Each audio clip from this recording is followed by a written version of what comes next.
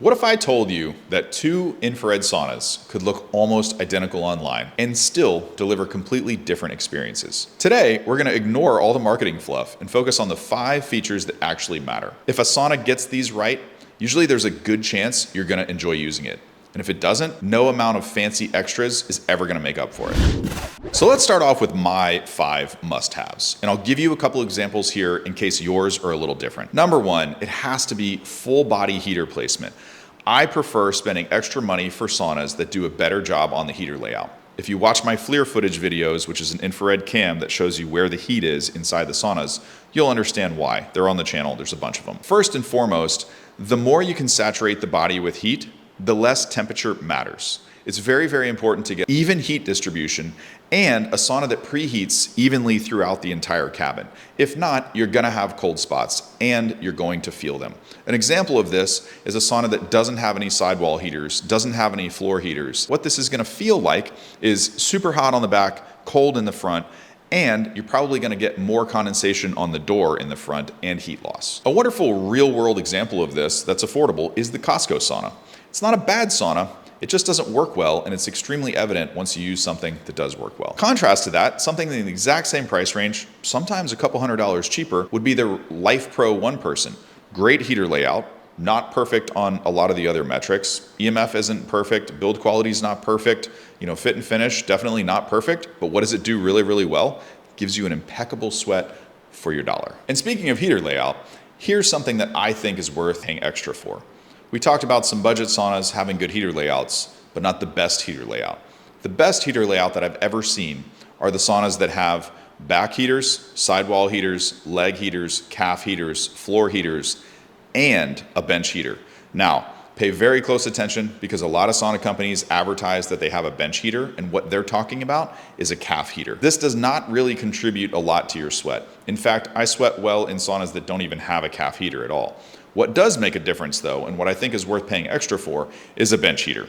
The wooden bench that you literally sit on.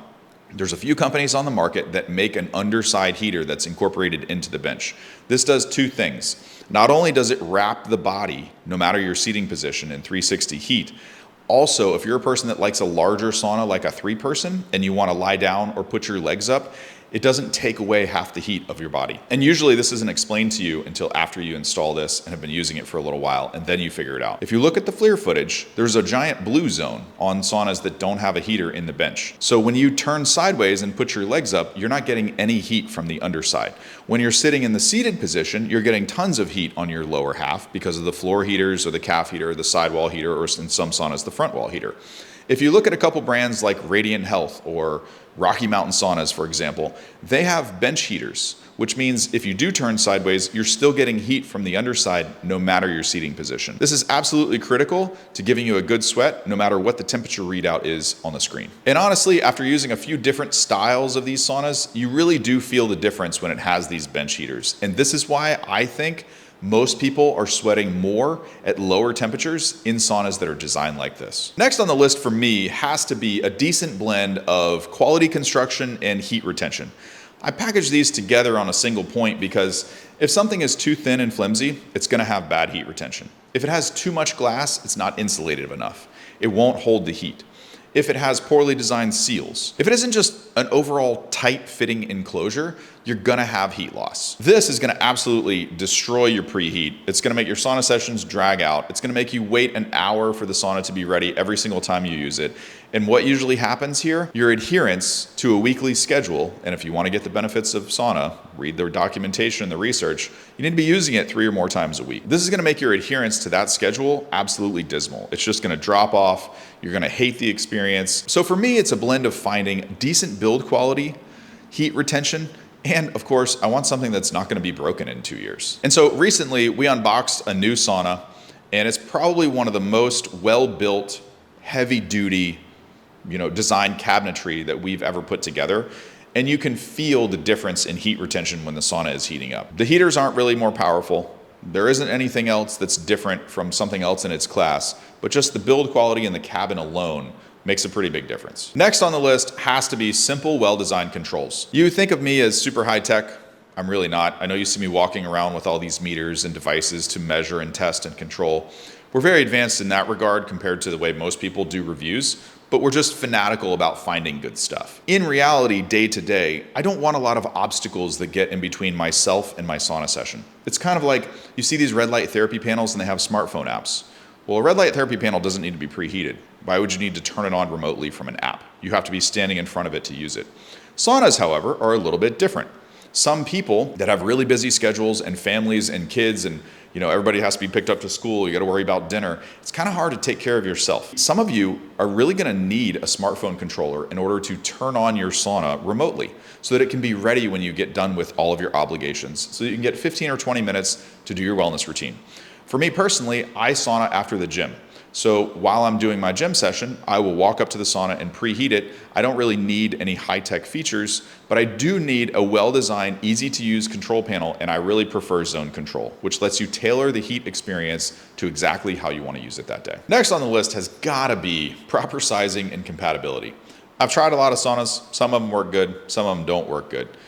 The one constant between all of them is if I don't fit well in them or I'm not comfortable, I'm not going to use it regularly. There's a lot of people in our Facebook group that have great mini saunas. There's tons of affordable saunas on the TikTok shop and Amazon and Wayfair and the big box stores and all this. I've tried a couple of them and I can tell right away if it's cumbersome to get in and out of.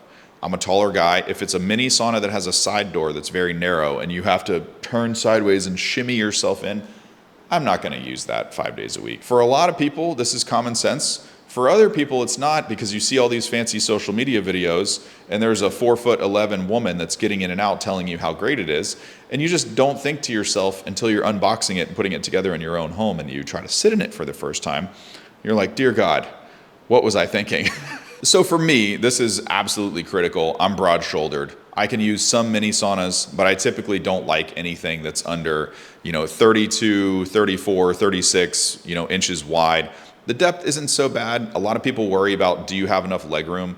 But really, when you're in the seated body position, your knees kind of tuck in quite a bit. You're not really slouched and hanging your butt off the bench to where your knees would hit the glass or hit the wall. I know a lot of tall people that are like 6'5" or so, they worry about this, but they truly find when you get in a decently sized sauna, you can actually fit in a compact design pretty easily. So for me personally, what I tend to veer toward for my own sessions, doing sessions alone, is either a 2-person sauna to use by myself. And this is very different. Make sure you're paying attention to this. This is very different than a 2.5 or a 3, right? A two-person sauna is usually 48 inches by 48 inches. That's the external footprint. But you have the thickness of the walls on both sides. So the internal dimensions are a little less. This gives me the ability to turn sideways, put a knee up if I want, have room for my towels or some type of a book or reading material, anything that I might want to bring in there. And I have space to move around. I'm not stuck. And a lot of them can still work on a 15 amp outlet with no electrical upgrade. You see me in a 1-person in a lot of the videos.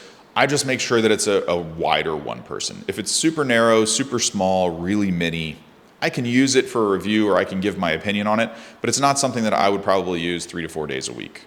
I like something a little bit more spacious. An example of this that breaks all the rules though would be the Heavenly Heat Eco. It is a mini sauna, but it has a full width glass door on the front. I can easily get in and out. I don't have a lot of room to move side to side if you watch my review video of that, but the sauna works so well I don't have to spend very long in there. And this isn't just me. This is a common theme that I see throughout everyone that buys a sauna. Take our Facebook, for example. There's 47,000 people in there. Last week, I asked the question, what's one regret that you have from the sauna you bought? You know what the majority of the responses were? I wish I had bought one size bigger. Matt, I wish I would have bought a 3-person instead of a 2-person. Matt, I wish I would have bought a 2-person instead of a 1-person. That being said, notice that most of this criteria doesn't have anything to do with full spectrum, chromotherapy, wavelengths, or flashy marketing claims. I've been in enough saunas to tell you that 2 models can look almost identical on paper and perform completely different in real life. The fundamentals are what separate a good sauna from a great one. If you're comparing a couple different saunas and you're not sure which one checks the right boxes, let me know which models you're looking at in the comments, and I'll tell you which one I'd choose, and more importantly, exactly why. If you guys want individual brand reviews or more in-depth information, check out the channel. There's tons on there. Or go to Facebook and join the Certified Sauna community. I'm Matt. We'll see you in tomorrow's video.